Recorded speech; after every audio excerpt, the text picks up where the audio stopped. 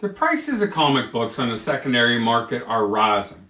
Let's talk about strategies that you can take during this turbulent market.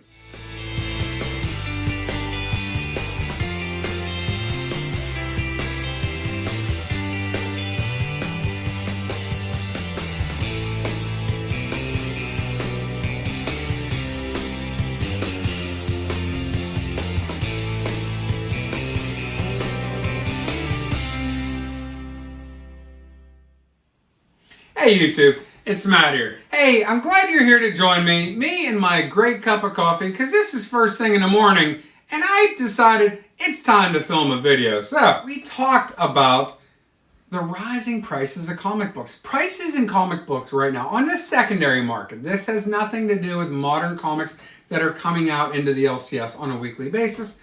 We're talking to books that have been sold and printed years ago.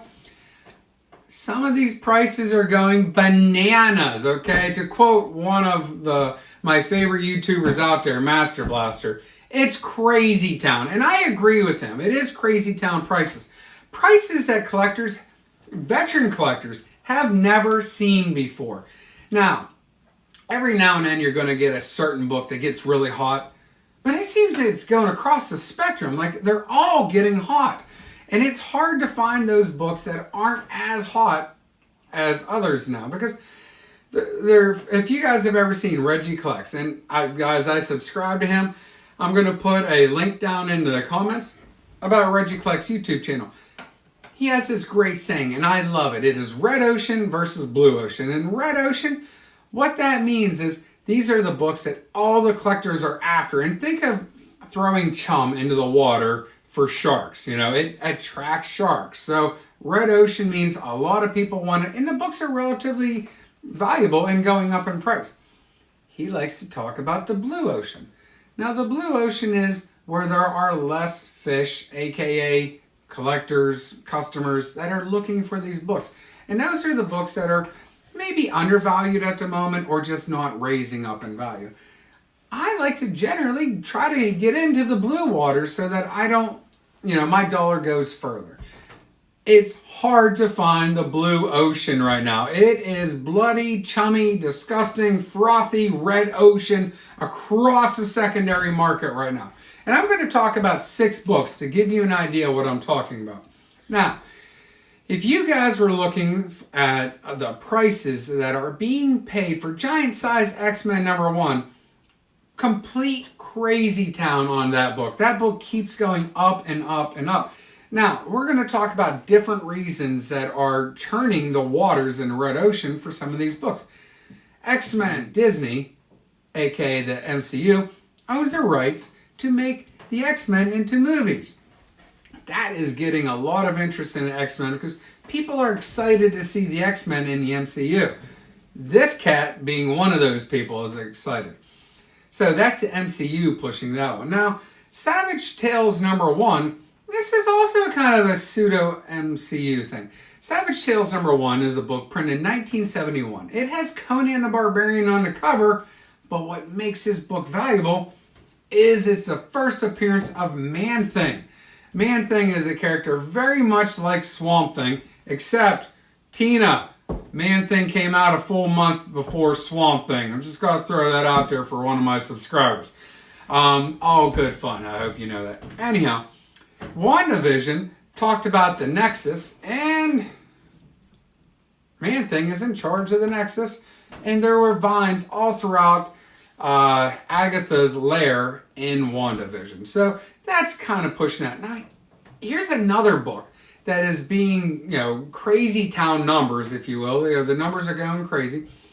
Is New Mutants number 98. That is the first appearance of Deadpool.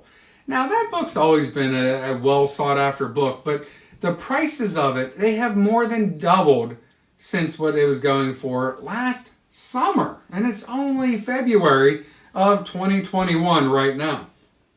Now, there's another book that has lived in the red ocean, if you will, and that's Incredible Hulk number 181. Now, this book, the high grades haven't moved a whole lot, but the mid to low grades have gone up in value a lot recently. Ultimate Fallout 4 is probably the biggest red ocean book of the last year. If you were smart enough to buy, and I told you, this is February of 2021. If you were smart enough to buy Ultimate Fallout 4 in February of 2020, you could have found that book for $400 and in some cases $300 and a 9.8 grade. That book jumped up last summer to, there was a record sale of $1,800 last summer. Now the book kind of dropped back a little bit closer to the $1,500 price range. That book has skyrocketed, and you can see the prices are going for over $3,000 or really close to $3,000 right now. Don't know how this is happening. Now, another book that has always been one of the more valuable modern age books, Amazing Spider-Man number 300. That is the first appearance of Venom. Again, this book was going for prices, but 5 to 10 years ago, you could buy a 9.8 at $500. If you have a 9.8 copy of Amazing Spider-Man number 300, a direct edition, not a newsprint, that book is selling for close to $5,000 right now. Now, what this leads to is you have to have a strategy as a collector. And I'm going to equate this to running. Now, some of the people in the comments are going to put down how wrong I am in my analogy, but I'm going to say there are two types of runners. And I'm sure there's a lot more, but I'm going to say a sprinter and a marathon runner, okay? I'm sure there's a mid-distance runner or an ultra-marathon runner, but you guys get my point. It's just an analogy. A sprinter is somebody that has to put out 100% effort right then and there in order to hopefully win a race because it's a relatively short distance. They're not looking for the long term. They don't need to save energy. A marathoner, if they try to put all their energy in at any given moment, they're going to fail in achieving their goal. They're not going to make that end line for a 26.2 mile race. So they have a different strategy. They go at a pace where they save their energy, but they keep going step by step by step in order to achieve their goal. Are they both worthwhile? Absolutely, okay? Now, a sprinter collector, or some people aren't even collectors, they are speculators. They are people trying to make a profit. And I'm going to be the first one to tell you, I don't have an issue with it. A lot of collectors, a lot of long-term collectors look down upon speculators. They look down upon people trying to make a profit off of the comics. Hey, there are people that are just selling something that you and I want to buy. So they're not being bad people. In fact, they're great for the community because they try to get these books out there. Now, what a sprint speculator will do is they're going to pay attention to the previews magazines. They're going to pay attention to all the media reports of what's coming out of the MCU, what's coming out of Warner Brothers for DC movies. They want to know what is coming out, what first appearances are going to be hitting the shelves. They're going to try to snap these books up quickly, in bulk sometimes, and they're going to try to maybe sell the book raw at a higher price. They might ship that book off to a third-party grading company and have it slabbed and then sell it for even more money. Now, these people are the ones that are generally going to pay the fast track fees, which is an added fee for a third-party grading service, to get their books back from those grading services in a quicker manner. They want to make a profit, and they want to make it as quick as possible. Then you have a different type of collector, a different type of runner. Now, this is kind of me. I consider myself more of a marathoner. Now, guys, every YouTuber will tell you collecting is a very personal thing. It's very intrinsic. You collect like you want. You collect how you want. You collect whatever, any way, shape, or form you desire because it is a personal hobby. And I 1000% believe that. And not only can it be the way you want to collect it today, you can change your mind and maybe you want to collect something different a little bit later. I say I'm a marathoner, but I have speculated in the past, and I have bought books and multiple copies of books that I thought were going to be more valuable in the future. Hey, nobody lives in a box or in a frame and they can't get out of it. Sometimes we're a little bit of all, okay? Sometimes you can sprint during the middle of your marathon race, and there's nothing wrong with it. Let me get back to the marathoner. Now, how I look at collecting, it's a long-term game. I am going to be doing this until I can't anymore, okay? And even then, someday I'm going to be passing on my collection to loved ones, okay? That's my goal. We'll see how that works out. But I'm not going to be worried about prices of books going up really high. I'm going to continue with my budget, and I'm going to stick within my means. Now, I'm not worried about FOMO, okay? FOMO is I've been hearing this term all over the internet, not just comics, but I've been hearing it a lot in the comic community. Fear of missing out. Now, with the high prices of books, and I'm going to be honest with you, one of the books that I really want to get on my goal list of 2021 is one of these crazy hot books that just keeps on going up in price. We got to stick to our guns. If you have a plan set in place, you got to stick to it. Now, if your plan is every month you put back so much money for your hobby, fine. If your plan is to maybe turn some books and flip some books, sell them in order to acquire some of these grails that you want, or keys, however you want to word it, phrase it, keep with the plan. Don't get excited. I absolutely tell people, never take money out of savings. Never charge for a comic book.